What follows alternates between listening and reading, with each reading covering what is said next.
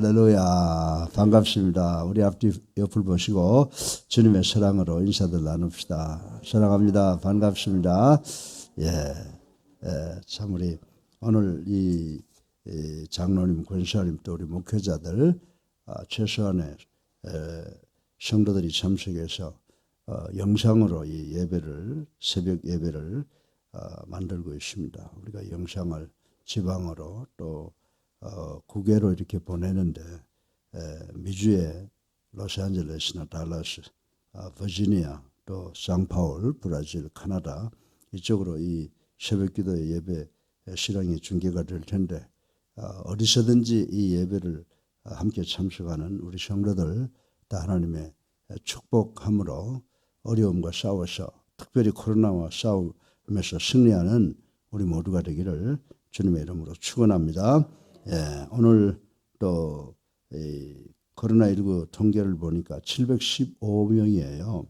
지금 이제 우리가 여러 사람들이 말하기를 뭐 이제 이 코로나19 예방 수칙을 좀 완화시켜야 되지 않겠느냐 뭐 이런 이야기도 나오고 뭐 2학기부터는 뭐 전면 다 열겠다라고 하는 것도 이야기가 나오는 것으로 알고 있는데 우리가 한 가지 알아야 되는 것은 뭐냐면 지금 우리가 600명에서 800명 사이를 오르내리고 있는 것 가장 위험한 시기라고 하는 것을 깨닫고 이 문제를 해결하기 위해서 우리 모두가 다 함께 기도하고 노력해야 되는 줄로 믿으시기 바랍니다. 하나님께서 우리의 삶을 주장하십니다. 기도하는 자들 반드시 승리할 줄로 믿고 또 함께 협력하고 부응하는 사람들에게 이 코로나가 감히 접근하지 못할 줄로 믿습니다. 우리는 기도하고 우리 모두가 하나가 돼서 코로나19 예방 수칙을 잘 지키는 우리 교회 성도님들 되시기를 주님의 이름으로 축원합니다. 우리가 성경을 볼 때요. 구약 성경을 보게 되면 보통 2000년, 3000년 전의 사건입니다. 그래서 우리가 오늘도 이제 민수기 10장을 보게 되면 우리 이 말씀을 그때 그 형편을 그 상황을 우리가 그림으로 그려보고 또 그 상황을 이해하고 또 2, 3년 전에 있었던 그 사건을 지금 우리가 어떻게 적용하면 될까라고 하는 말씀을 적용하는 말씀을 생각을 해볼 때 성경 말씀이 21세기를 살아가는 우리에게 하나님의 말씀으로 역사하는 그런 기적이 일어나는 줄로 믿으시기를 주님의 이름으로 축원합니다. 그래서 오늘 이 민수기 10장 29절로 32절의 말씀을 보면요. 출애굽해서 이제 모세가 이스라엘 백성들을 광야길을 인도하면서 제일 먼저 했던 그 모습을 우리가 볼 텐데 이 말씀을 통해서 지도자가 얼마나 중요한가라고 하는 것을 느끼게 된다 이거죠. 지도자라고 하는 건요. 어떤 사람은 있을 때 막 좋았다가 떠나고 나면은 왜 그렇게 문제가 많은지 또 어떤 사람은 있을 때 인기가 없는데 떠나고 보면 그래도 그분이 우리의 참 지도자였구나라고 하는 것을 감사할 때가 있어요. 그래서 저는 여러분들에게 오늘 아침에 말씀드리고 싶은 것은 뭐냐면 여러분들 사람들이 있을 때 잘 아시라 이 말이에요. 보면은 떠나고 나면은 그 사람이 대단히 소중한 사람이었구나. 참으로 유익한 사람이었구나. 라고 하는 것을 느끼는 경우가 많이 있다라고 하는 것입니다. 그리고 또 우리가 누구를 세울 때, 초청할 때 그분을 전심을 다해서 성심성의껏 우리가 그분을 대우하고 초청을 해야 된다라고 하는 것을 오늘 이 본문 말씀을 통해서 우리가 알 수가 있습니다. 그래서 오늘 이 본문 말씀을 보면요. 이 모세가 이제 이스라엘 백성들로 하여금 가나안을 향해서 나가는 그 행진을 선포하죠. 그때 그 모습을 이렇게 말씀을 통해서 그려보면은 제일 먼저 뭐가 나갔어요? 법궤가 나가고 그 뒤에는 12지파의 깃발이 나가는데 그 법궤와 그 진기에 따라서 가나안을 향해 출발하는 이스라엘 민족에게는 이 사막길이라고 하는 것이 이 광야길이라고 하는 것이 참으로 생소한 길이에요. 그래서 안내자가 없으면 참 어려운 그런 상황에 빠지게 됩니다. 그래서 오늘 본문에 보게 되면 백성을 지도하던 모세가 길 안내자로서 자기의 처남인 미디안 사람인 호밧을 선정하고 그에게 도움을 요청하는 것을 볼 수가 있습니다. 모세가 광야로 나가서 40년 동안 훈련받았잖아요. 그때 누가 미디안 사람하고 결혼했는데 미디안 사람들은 사막 민족이에요. 그래서 사막에서 어떻게 대응하느냐, 어떻게 사느냐, 어떻게 길을 찾느냐 그런 것에 대해서 잘 아는 사람들이기 때문에 모세가 호밧을 선정하고 그에게 도움을 청하는 말씀이 이 10장에 기록이 되어 있다라고 하는 것입니다. 그래서 오늘 이 본문에서 우리가 세 가지를 중요한 것을 그려볼 수가 있는데 첫째로 모세가 호밧에게 길 안내자가 되어달라고 부탁하는 장면이 첫 번째 사건이고 그 다음에 두 번째로 호밧이 자기 매형의 이야기를 거절하는 모습이 나옵니다. 그리고 세 번째로 모세가 길 안내자의 필요성을 역설하고 길 안내에 상응하는 축복을 당신이 만약에 내 이 제안을 받아들이면 이러이러한 축복을 받게 될 것이다 라고 하는 그런 말씀을 하는 내용이 실려져 있는 것을 우리는 읽어보는 것입니다.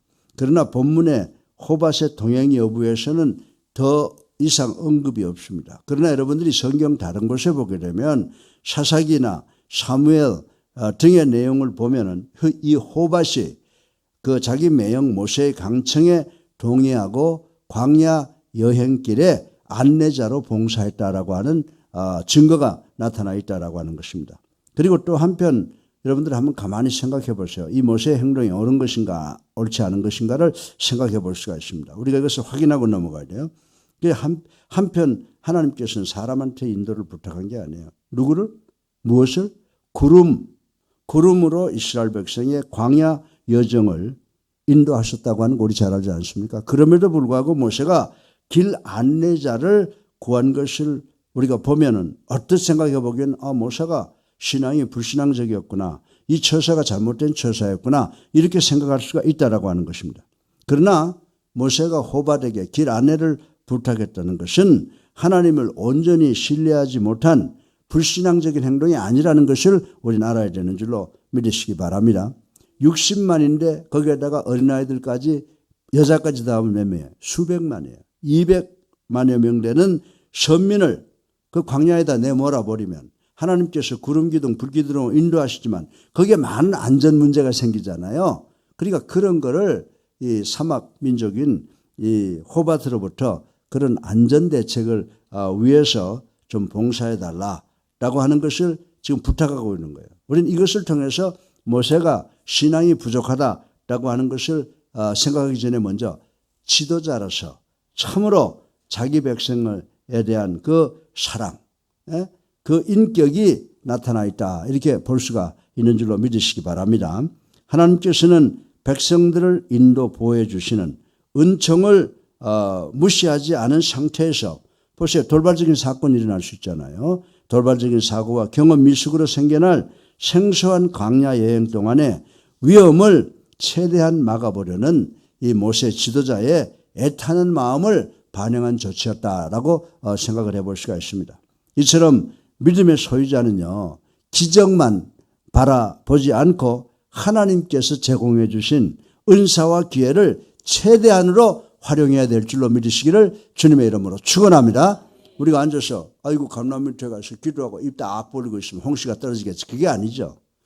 감나무를 정말 하나님이 축복하셔서 홍시가 열리게 되면 올라가서 안전하게 따가지고 나오는 것이 우리의 역할이라는 거예요. 하나님 주신 은사를 최대한대로 활용할 수 있는 우리가 되어야 될 줄로 믿으시기를 주님의 이름으로 축원합니다. 하나님은 자연 법칙의 질서와 인간의 진지한 노력을 존중하시는 분이신 줄로 믿으시기를 주님의 이름으로 축원합니다. 자, 그러면 이런 우리가 이스라엘 백성들의 출애굽 시초의 그 상황을 생각해 봤는데 오늘 이 민수기 10장 29절부터 32절의 말씀은 그 가장 중요하게 떠오르는 화두가 뭐냐라고 하는 것입니다. 이것은 모세가 호밧을 초청하는 것을 볼 수가 있어요. 그래서 그럼 우리가 일꾼이 필요할 때 그 일꾼을 초청할 때 어떻게 할 것인가 라고 하는 상황에 적용해 보므로 우리 모두가 은혜 받기를 주님의 이름으로 축원합니다. 우리가 세상을 살면서 주변 사람들과 함께 하지 않습니까? 그리고 주변 사람과 함께 일할 때 어떤 사람을 만나느냐라고 하는 것은 대단히 중요합니다. 또 어떤 사람을 만날 때 어떻게 필요하면 그분을 초청하느냐라고 하는 것이 성공의 일의 성공과 실패를 결정하는 분기점이 된다라고 하는 것을 우리는 알 수가 있습니다. 우리가 지금 제 후계를 위해서 몇 사람 초청해 봤지만 실패한 경우가 있잖아요. 그리고 이번에 이제 강 목사님이 오셔서 잘 될 것이라고 믿습니다. 그래서 제가 이 말씀을 준비하면서 우리 강 목사를 제가 임 목사를 초대하면서 강 목사를 초대하면서 내가 과연 어떤 자세를 가졌느냐를 한번 되돌이켜보고 반성도 해봤습니다. 우리가 어떤 특별한 일을 성취하기 위해서는 여러 가지 대비와 준비가 필요합니다. 그 중에서도 특별하게 그 일에 있어서 적임자를 찾아내어 그로 하여금 그 일을 추진할 수 있게 하는 것이야말로 다른 어떤 준비보다 가장 중요한 것이라고 생각을 할 수가 있습니다. 그런데 문제는 그러한 적임자를 어떻게 설득시켜서 그 일에 동참하게 할 것인지에 대한 일이라고 말씀을 드릴 수가 있습니다. 우리는 본문의 모세가 길 안내자로 호밧을 지목하고 그 일에 동참해 줄 것을 요청하는 진지한 모습과 겸손을 통해 이 위의 문제를 해결하는 것을 볼 수가 있었습니다. 여러분들 우리가 어떻게 일꾼을 초청할 것인가에 대해서 생각해 보겠습니다. 사람을 초청할 때는 첫째로 정중함과 간절함이 있어야 된다고 오늘 본문은 우리들에게 가르쳐주고 있습니다. 본문을 보면 모세가 자신의 처남 호밧에게 떠나지 말고 이스라엘 백성의 인도자가 되어달라고 간곡히 그리고 예의를 갖추어서 초청하는 장면이 기록되어 있는 것을 우리 읽어볼 수가 있습니다. 이처럼 이 초청의 말에는요, 정중함과 간절함이 있어야 되는 줄로 믿으시기 바랍니다. 정중함은 있는데 간절함이 없어도 안 되고 간절함이 있는데 또 정중함이 없어도 안 된다라고 하는 것입니다. 실로 상대의 인격을 존중하는 동시에 간절한 마음이 반드시 수반되어야 한다라고 하는 것을 우리가 오늘 본문의 말씀을 통해서 깨달을 수가 있습니다. 그럴 때 비로소 그 초청에 접한 일꾼의 입에서 비초청자 입에서 긍정적인 대답을 얻을 수가 있다라고 하는 것입니다. 이러한 사실은 여러분들 누가복음 2장 10절에서 자기의 사랑하는 종이 병들어 죽게 된 것을 보고 백부장이 어떻게 했습니까? 예수님을 초청했잖아요. 예수님을 초청할 때 주여 내 종을 고쳐 주시옵소서라고 하는 그 태도에 깃들어져 있는 우리가 그 정중함과 간절함을 볼 수가 있게 되는 것입니다. 상대의 인격을 존중하는 겸손한 마음만이 이런 초청을 가능케 하는 줄로 믿으시고 여러분들이 세상에 나가서 무슨 일을 하든지 사람들과 일하지 않아요. 그때 같이 일하자고 하는 그런 것을 제외할 때는 언제나 간절함과 그리고 정중함으로 대응할 때 모든 일에 복된 상황이 일어나게 되는 줄로 믿으시기를 주님의 이름으로 축원합니다. 어떻게 일꾼을 초청해야 합니까? 제가 정중함과 간절함으로 해야 함을 말씀드렸습니다. 둘째로는요, 그 사람의 능력과 지혜를 인정해야 된다라고 하는 것입니다. 내가 누구를 초청하려고 하면요, 저 사람에게 정말 어떻게 해야 돼요? 정중하고 그리고 간절하게 초청을 하고 그 사람의 능력과 지혜를 인정을 해줘야 된다라고 하는 것이죠.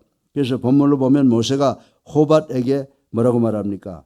네가 내 제의를 받아들이면 이스라엘 백성의 뭐가 되리라? 눈이 되리라 라고 하는 이 말씀은요, 상대방을 초청함에 있어서 최대 경어라고 저는 말씀을 드릴 수가 있습니다. 이 말은 호밧의 능력과 지혜를 인정한다는 모세의 고백입니다. 그렇습니다.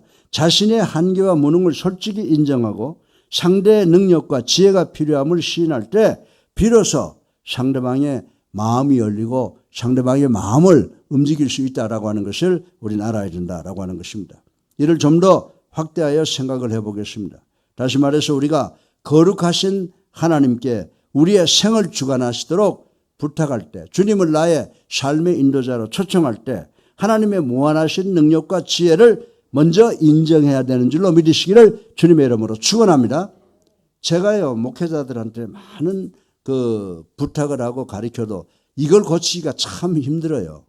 여기서 제가 성경 말씀을 보면서 모세가 상대방을 초청하면서 한 게 제일 먼저 그를 인정했어요. 우리가 하나님을 전지전능하신 분으로 인정하고 하나님께 경외하고 찬양하는 것이 가장 먼저 나와야 되는 줄로 믿으시기 바랍니다.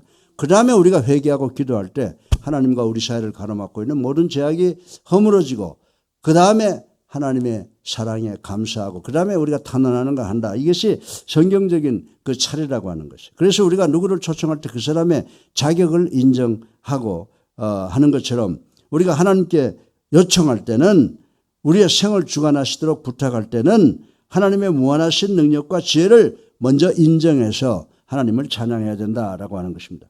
그것을 인정하지 않을 때는 하나님은 결탄코 당신의 능력과 한계를 지혜를 나타내지 않을 것입니다. 네. 따라서 우리는 초청받는 사람의 능력과 지혜를 대수롭지 않게 여기는 교만한 마음을 가져서는 안 된다 이거죠. 내가 누구를 초청할 때는 그분을 최고로 인정해서 초청을 해야 된다. 그분의 능력을, 그분의 지혜를 인정해 줘야 된다. 우리가 하나님께 기도할 때 하나님은 전지전능하신 분이라고 하는 고백이 제일 먼저 터져 나와야 된다라고 하는 것입니다. 상대방의 능력과 지혜를 인정하지 않고 상대를 일꾼으로 부르는 것은 분명히 자기만의 이기이자 교만이라고 하는 거예요.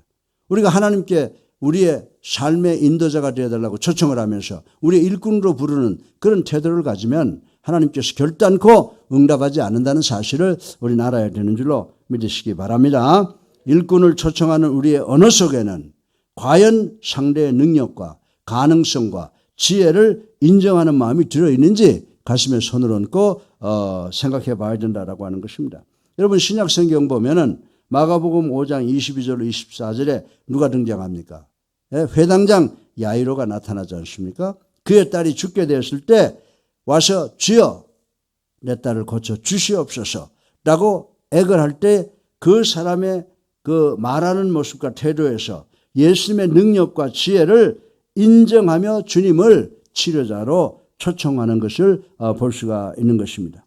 사랑하는 성도 여러분, 이 야이로가 정말 예수님을 자기의 딸을 위해 초청할 때 하나님의 치료의 능력, 예수의 치료 능력을 인정했던 것처럼 우리도 이 어려운 세상을 살아갈 때 우리의 모든 문제를 해결하실 분은 오직 예수 그리스도밖에 계시지 않는다라고 하는 예수님의 능력과 지혜를 100% 120% 인정해야 되는 줄로 믿으시기를 주님의 이름으로 축원합니다. 자, 사람을 어떻게 초청할 것인가에 대한 답변. 첫 번째, 정중함과 간절함으로 해야 된다고 말씀을 드렸습니다. 두 번째, 그분의 능력과 지혜를 인정해야 된다라고 말씀을 드렸습니다. 자, 어떻게 일꾼을 초청해야 할 것인가에 세 번째, 마지막에 그 응답은요, 신실한 보답이 있어야 된다는 거예요.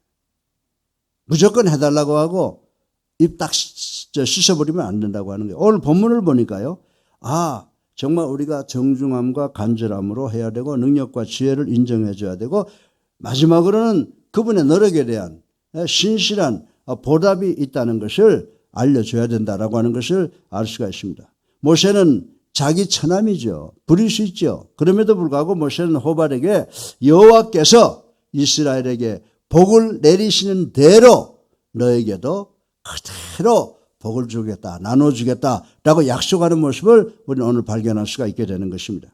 다시 말해서 모세는 만일 호밧이 길 안내자가 되어준다면 그에게 신실하게 충분한 보답을 하겠다는 약속을 하는 모습을 우리는 오늘 본문에서 깨달을 수가 있게 되는 것입니다. 이처럼 우리는 특별한 일을 위해 일꾼을 초청할 때 그에 준하는 넉넉한 보상책을 미리 마련해 둬야 되는 줄로 믿으시기 바랍니다. 우리 교회도 그래요. 우리 봉사자들 많잖아요. 우리 섬김이들 많잖아요. 그런 사람들 교회에서 최선을 다할 때 또 우리 교회는 그에게 어떻게 최선을 다할 것인가. 이거 장로님들, 권사님들 이거 생각해야 되는 것인 줄로 믿으시기 바랍니다. 여러분들의 목회자가 지금 어떻게 살아가고 있는가 한번 고민해 본 적이 있느냐라고 하는 거예요. 우리 교회 목회자들은 다른 교회 목회자들보다 정말 목회를 편하게 하고 있는가, 정말 성실하게 할 수 있도록 우리가 여건을 마련해 주는가, 이런 거 한번 순간순간적 여러분들이 생각해 봐야 될 문제라고 저는 말씀을 드리고 싶은 것입니다. 정말 상대방의 땀과 노력의 가치를 인정해 줘야 되는 줄로 믿으시기 바랍니다. 그래서 상대방의 땀의 가치를 인정해 주는 것만큼 상대를 유쾌하게 해주는 일은 없다라고 하는 것입니다. 실로 신실한 보답은 초청자와 초청받는 자를 초청받은 자 사이를 굳게 다지는 매듭과 같은 역할을 한다는 사실을 우리는 알아야 된다라고 하는 것입니다. 한편 우리를 당신의 일꾼으로 부르신 하나님께서도 우리가 행한 것에 따라 보상하시는 신실한 분이심을 믿으시기 바랍니다. 우리가 예수 믿는 걸로 구원받지만은 우리의 보상은 하늘나라에 있는데 그건 우리가 한 대로 보상을 받는다라고 하는 것입니다. 사랑하는 예수사랑교회 성도 여러분, 우리는 가끔 필요에 따라서 일꾼을 부르게 됩니다. 그것이 자기의 가정을 위한 일이든 직장과 사업을 위한 일이든 그리고 교회를 위한 일이든 우리는 일꾼들을 초청할 때가 많이 있습니다. 그런데 그 일꾼을 교회 안에서도 우리가 장로님, 권사님, 집사님 그리고 교사 등등을 부름 앞에 있어서 우리가 몇 가지를 기억을 해야 된다고요? 3가지를 기억해야 된다고 제가 말씀을 드렸습니다. 첫째로 우리는 그들을 정중하고도 간절하게 세워야 된다. 초청해야 된다. 그리고 두 번째로 그들의 능력과 지혜를 우리가 인정해 줘야 된다라고 하는 것입니다. 더욱이 세 번째로 그들의 흘린 땀에 대해서 감사할 줄 알고 신실히 보답해야 줘야 되는 줄로 믿으시기를 주님의 이름으로 축원합니다. 왠 줄 아세요? 우리를 천국 일꾼으로 삼으신 하나님께서 바로 그렇게 우리를 대접하시기 때문인 줄로 믿으시기를 주님의 이름으로 축원합니다. 사랑이 많으신 아버지 하나님, 찬양과 영광과 존귀와 경배를 올리고 회개하고 감사합니다. 아버지, 오늘 이 말씀을 통해서 우리가 어떻게 일꾼을 초청할 것인가를 간단하게 생각해 보았습니다. 첫째로 초청 시 정중함과 간절함으로 해야 됩니다. 두 번째 초청 시 능력과 지혜로 해야 됩니다. 세 번째, 신실한 보상이 있음을 알려주어야 한다고 하나님의 말씀이 우리에게 지도하셨습니다.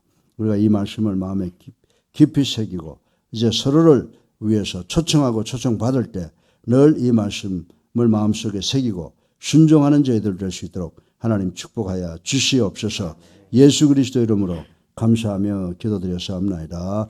아멘. 할렐루야. 예, 우리 앞뒤 보시고 사랑합니다. 인사 한번 더 합시다. 예, 정말 사랑합니다. 예, 사랑합니다. 말로 하는 게 아니고 정말 여러분 사랑하고 반갑습니다. 이제 우리 다 같이 520장 찬송 부르시고 기도하는 시간 갖겠습니다. 찬송가 520장입니다. 네.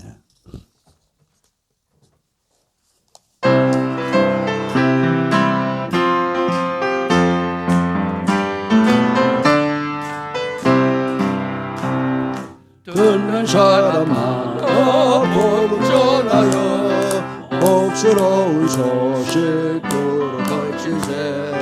모든 사람에게 전할 소식은 어느 누구나 오라. 어느 누구나 주께 나오라. 어서 와서 주의 말씀 들으라. 하늘 아버지가 오라 하시니 어느 누구나 오라. 오는 사람들은 지체 말고서 문 열었을 때에 들어오시오.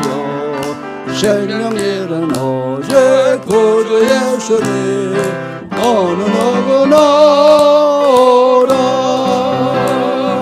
어느 누구나 적게 나오라.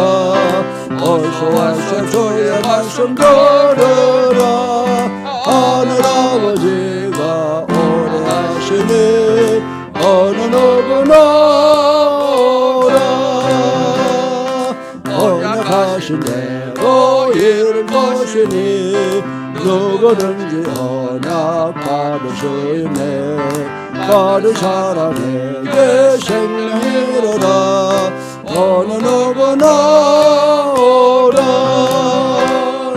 어느 누구나 적게 나오라.